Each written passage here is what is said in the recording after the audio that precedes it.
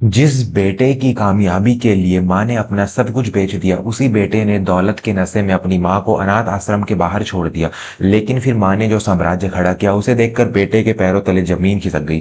रात का गहरा सन्नाटा और उस सन्नाटे को चीरती हुई एक पुरानी सिलाई मशीन की खट खट खट की आवाज। यह आवाज किसी बड़े कारखाने की नहीं थी, बल्कि एक छोटे से गांव के कच्चे घर से आ रही थी, जहां एक माँ अपनी नींद, अपनी सेहत और अपने आंखों की रोशनी को धागों में पिरो रही थी। उस माँ का नाम था सुमित्रा। उम्र यही कोई 45 के आसपास रही होगी, लेकिन चेहरे की झुर्रियां 60 की गवाही देती थी। सुमित्रा का जीवन कभी बहुत खुशहाल हुआ करता था। उनके पति दीनानाथ गांव के एक भले इंसान थे, लेकिन नियति को कुछ और ही मंजूर था। दीनानाथ एक भयंकर बीमारी का शिकार हो गए। उन्हें बचाने की जद्दोजहद में घर का सारा पैसा, थोड़ी सी जमीन और सुमित्रा जी के जेवर सब अब बिक गए। अंत में दीनानाथ तो नहीं बचे, लेकिन सुमित्रा के कंधों पर छोड़ गए एक भारी जिम्मेदारी, उनका 5 साल का इकलौता बेटा माधव। पति के जाने के बाद रिश्तेदारों ने भी मुंह मोड़ लिया। सुमित्रा के पास अब केवल दो ही चीजें बची थी, एक उसकी पुरानी सिलाई मशीन और दूसरा उसके बेटे माधव का भविष्य। सुमित्रा ने हार नहीं मानी। उसने रात दिन कपड़े सीने शुरू कर दिए। वह दिन में 18-18 घंटे सिलाई मशीन चलाती, उंगलियों में सुई चुभ जाती, खून रिसने लगता, लेकिन मशीन का पहिया कभी नहीं रुकता था। जब भी माधव रोता और किसी खिलौने की जिद करता, तो सुमित्रा उसे सीने से लगा लेती और कहती, मेरे लाल, तू बड़ा होकर बहुत बड़ा अफसर बनेगा, तब तू जो चाहेगा वह तेरा होगा, बस अभी अपनी माँ का साथ दे दे। माधव भी अपनी माँ की मेहनत देखता था। वह अक्सर अपनी माँ के पसीने को अपने छोटे हाथों से पोंछता और कहता, माँ, जब मैं बड़ा हो जाऊंगा ना, तो तुम्हारे लिए एक बहुत बड़ा महल बनाऊंगा, तुम्हें इस मशीन के पास बैठने भी नहीं दूंगा। यह शब्द सुमित्रा की भाई सारी थकान मिटा देते थे। समय पंख लगाकर उड़ गया। सुमित्रा की मेहनत रंग लाई। माधव पढ़ाई में बहुत होशियार निकला। उसने शहर के सबसे बड़े कॉलेज से व्यापार की पढ़ाई की। सुमित्रा ने उसकी फीस भरने के लिए अपना पुश्तैनी घर तक गिरवी रख दिया और खुद एक छोटी सी झोपड़ी में रहने लगी। शहर जाकर माधव की दुनिया बदलने लगी। उसने कपड़ों का एक छोटा सा व्यापार शुरू किया, जो उसकी मेहनत और माँ के आशीर्वाद से रातों रात आसमान छूने लगा। वह गाँव के उस गरीब लड़के से शहर का एक बड़ा व्यापारी बन गया। कुछ ही सालों में माधव ने एक बहुत बड़ा आलीशान बंगला खरीद लिया। उसकी शादी शहर के एक बहुत बड़े और रईस खानदान की बेटी विशाखा से हो गई। शादी के बाद माधव ने अपनी माँ को भी शहर बुला लिया।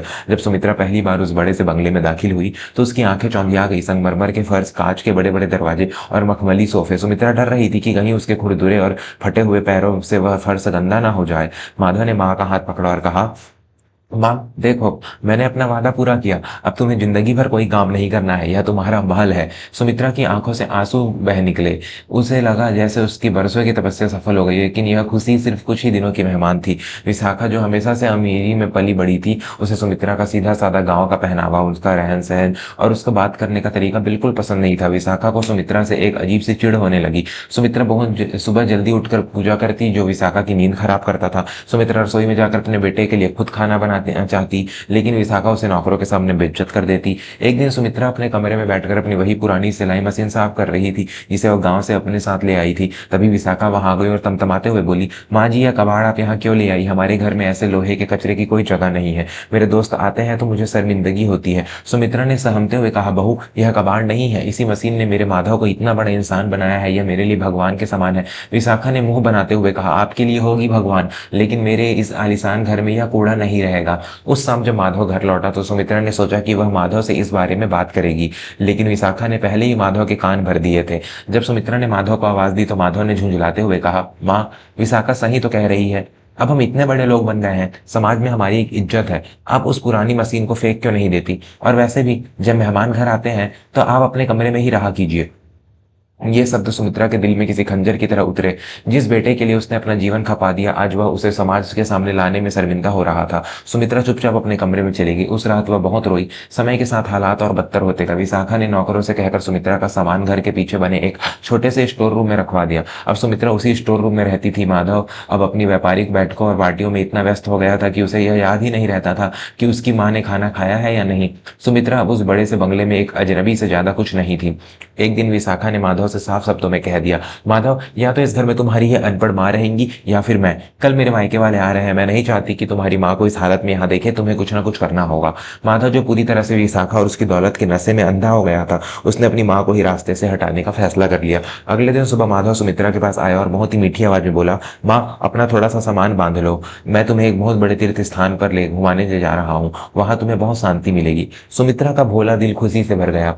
उसे लगा कि शायद उसका बेटा वापस बदल रहा है। उसने जल्दी से अपनी एक छोटी सी पोटली बांधी और माधव के साथ गाड़ी में बैठ गई। गाड़ी शहर से बहुत दूर एक सुनसान इलाके में जा पहुंची। वहां एक पुरानी जर्जर सी इमारत थी जिसके बाहर लिखा था शांति निकेतन वृद्धाश्रम। माधव ने गाड़ी रोकी और माँ को बाहर उतारते हुए कहा, माँ तुम यहीं रुको, मैं अंदर जाकर आश्रम के संचालक से मिलकर आता हूँ, तुम्हारे रहने का सारा इंतजाम कर दिया है। सुमित्रा को समझ नहीं पाई। उसने घबराते हुए पूछा, बेटा यह तो कोई मंदिर नहीं लगता, यह तो कोई आश्रम है, तू मुझे यहाँ क्यों छोड़ रहा है? माधव ने नजर चुराते हुए कठोर स्वर में कहा, माँ अब तुम मेरे साथ नहीं रह सकती। विशाखा को परेशानी होती है और वैसे भी यहाँ तुम्हारे जैसे और भी बहुत से बूढ़े लोग हैं, तुम्हें यहाँ अच्छा लगेगा। सुमित्रा के पैरों तले जमीन खिसक गई। उसने माधव का हाथ पकड़ लिया और रोते हुए बोली, माधव मेरे लाल ऐसा मत कर, मैं स्टोर रूम में ही पड़ी रहूंगी, मैं बहू की परछाई के सामने भी नहीं आऊंगी, मुझे 2 सूखी रोटियां दे देना, लेकिन मुझे अपने से दूर मत कर, मेरा इस दुनिया में तेरे सिवा कौन है। लेकिन दौलत और पत्नी के मोह में माधव का दिल पत्थर बन चुका था। उसने झटके से अपनी माँ का हाथ छुड़ाया, गाड़ी में बैठा और बिना एक बार भी पीछे मुड़े वहां से चला गया। सुमित्रा वहीं धूल भरी सड़क पर घुटनों के बल गिर पड़ी। उसकी चीखें आसमान चीर रही थी, लेकिन सुनने वाला कोई नहीं था। कई दिनों तक सुमित्रा ने अन्न का एक दाना नहीं खाया। उसकी आंखों से आंसू भी सूख चुके थे। आश्रम की एक अन्य बुजुर्ग महिला रेवती ने उसे संभाला। रेवती ने सुमित्रा के कंधे पर हाथ रखते हुए कहा, बहन, जिन बच्चों के लिए हम अपनी हड्डियां गला देते हैं वही बच्चे हमें जिंदा लाश बनाकर यहाँ छोड़ जाते हैं। रोने से वो वापस नहीं आएंगे, जो बचा है उसे जीना सीखो। सुमित्रा ने रेवती की तरफ देखा। उसे अचानक अपने भीतर एक अजीब सी ताकत महसूस हुई। उसने सोचा, जिस माँ ने अकेले संघर्ष करके एक बच्चे को उद्योगपति बना दिया, क्या वह माँ अब इस तरह घुट घुट कर मरेगी? नहीं।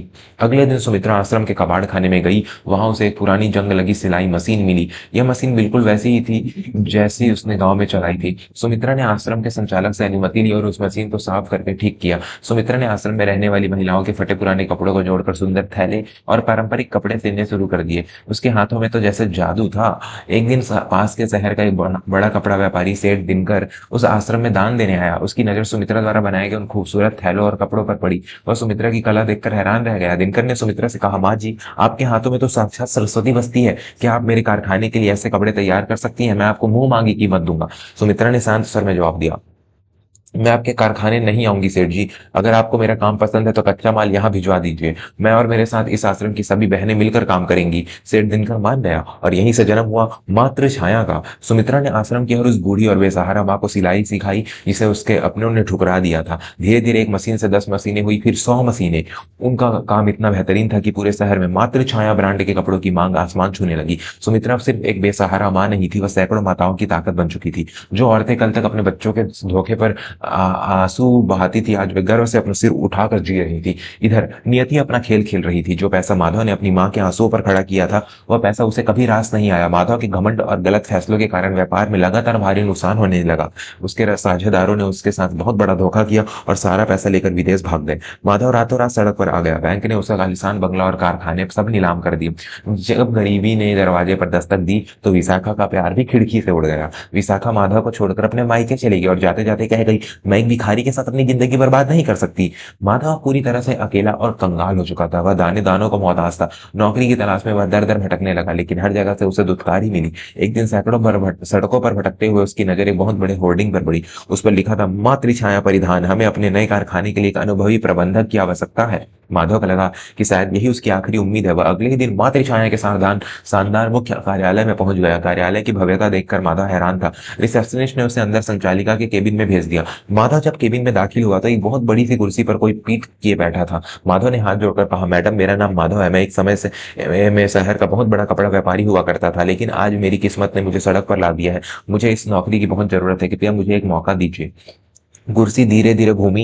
माधव की नजरें जैसे ही सामने बैठी उस महिला पर पड़ी, उसके पैरों तले जमीन ही नहीं खिसकी, बल्कि उसके शरीर का सारा खून जैसे जम गया। सामने एक बहुत ही साधारण सी सूती साड़ी में, चेहरे पर एक असीम तेज और आंखों पर मोटा चश्मा लगाए कोई और नहीं बल्कि उसकी अपनी माँ सुमित्रा बैठी थी। माधव का गला सूख गया। वह कुछ बोल नहीं पा रही थी। वह लड़खड़ाते हुए आगे बढ़ा और धड़ाम से अपनी माँ के पैरों में गिर पड़ा। वह फूट फूट कर रोने लगा, माँ मुझे माफ कर दो, माँ मैं अंधा हो गया था, मैंने तुम्हारे साथ बहुत बड़ा पाप किया है, भगवान ने मुझे मेरे किए की सजा दे दी, मेरा सब कुछ छीन गया, माँ मैं पूरी तरह बर्बाद हो गया। माधव बच्चों की तरह बिलख रहा था। सुमित्रा ने उसे रोते हुए देखा। एक पल के लिए माँ का दिल पसीजा, लेकिन अगले ही पल उसे वे हजारों बूढ़ी यादें आंखें याद आ गई जिन्हें उनके ही बेटों ने सड़कों पर छोड़ दिया था। सुमित्रा ने अपने पैर पीछे खींच लिए। सुमित्रा ने बहुत ही गंभीर और शांत आवाज में कहा, उठो माधव, मेरी आंखों के सामने आंसू बहाने का नाटक मत करो। जब तुमने मुझे उस आश्रम के बाहर फेंका था तब मेरे आंसू तुम्हें नजर नहीं आए थे। आज तुम इसलिए नहीं रो रहे हो कि तुमने अपनी माँ को खो दिया है, तुम इसलिए रो रहे हो क्योंकि तुमने अपनी दौलत खो दी है। माधव ने हाथ जोड़ते हुए कहा, नहीं माँ, मैं सच कह रहा हूँ, मैं बदल गया हूँ, मुझे अपने साथ रख लो माँ, मैं फिर से तुम्हारा वही बेटा बन जाऊंगा। सुमित्रा अपनी कुर्सी से खड़ी हुई और बोली, बेटा तो तुम उसी दिन मर गए थे माधव, जिस दिन तुमने एक माँ के बलिदान को लोहे का कबाड़ कह दिया था। यहाँ तुम्हें कोई माँ नहीं मिलेगी। हाँ, तुमने नौकरी के लिए अर्जी दी है ना, मैं तुम्हें नौकरी दूंगी, लेकिन प्रबंधक की नहीं। सुमित्रा ने एक घंटी बजाई और अपने एक कर्मचारी को बुलाकर कहा, इन्हें हमारे कारखाने के सबसे निचले दर्जे के मजदूर के रूप में रख लो, इन्हें वही वेतन मिलेगा जो बाकी मजदूरों को मिलता है। माधव हैरान होकर अपनी माँ को देखने लगा। सुमित्रा ने उसकी आंखों में आंखें डालते हुए कहा, अगर सच में अपने पापों का प्रायश्चित करना चाहते हो तो जाओ और जमीन पर बैठकर पसीना बहाओ। शायद मेहनत की रोटी खाकर तुम्हें यह सब समझ आ जाए कि एक माँ अपना खून जलाकर बच्चों को कैसे पालती है। यह मेरा फैसला है, तुम्हें मंजूर है या नहीं। माधव का सिर शर्म से झुक गया। उसे समझ आ गया था कि माँ का प्यार सिर्फ माफ करना नहीं होता, कभी कभी सही रास्ता दिखाना भी होता है। माधव ने रोते हुए सिर हिलाया और कहा, मुझे मंजूर है माँ। सुमित्रा ने उसे जाते हुए देखा। उसकी आंखों में आज कोई पछतावा नहीं था, बल्कि एक गर्व था। उसने ना सिर्फ अपना सम्मान वापस पाया था, बल्कि अपने बिगड़े हुए बेटे को सही रास्ते पर ला खड़ा किया था। दुनिया समझ चुकी थी कि जो माँ जन्म दे सकती है, जो माँ इंसान बना सकती है, वो माँ जरूरत पड़ने पर एक साम्राज्य भी खड़ा कर सकती है। दोस्तों, माँ वो पेड़ है जो खुद धूप में जलकर अपने बच्चों को छांव देती है। अगर आप उस पेड़ की जड़ों को ही काट देंगे तो आप कभी हरे भरे नहीं रह पाएंगे। अगर इस कहानी ने आपके दिल को किसी भी तार को छुआ है तो अपने माता पिता का हमेशा सम्मान करें। ऐसे ही दिल को छू लेने वाली और जीवन को एक नई दिशा देने वाली कहानियों के लिए हमारे चैनल वर्मा स्टोरीज को जरूर सब्सक्राइब करें और कमेंट में बताएं कि सुमित्रा का यह फैसला आपको कैसा लगा। धन्यवाद।